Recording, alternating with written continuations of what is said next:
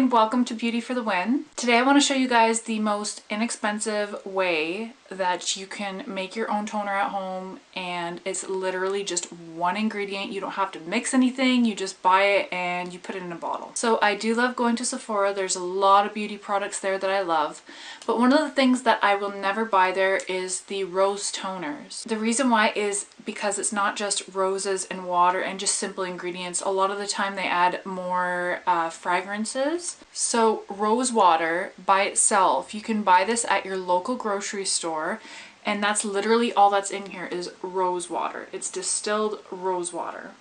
Okay, it's clear, there's nothing funny in it. I literally bought this for less than $3, and a little bit goes a long way with this because I have a spray bottle that I put it into.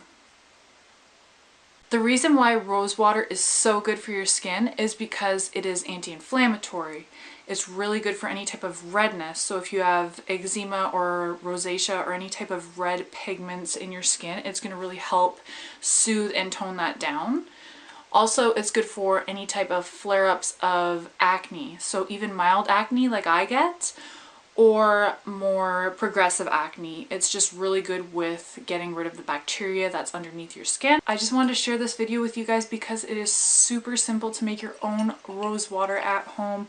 You don't even have to make it. You just buy the rose water distilled from your grocery store, and then you can put it into one of these spray bottles like I did, and just use it after you wash your face. Thank you guys so much for watching this video. I know it's a little bit short, but really there's not much to it. It is just a simple, inexpensive way to get really healthy skin, and you have your own toner at home now.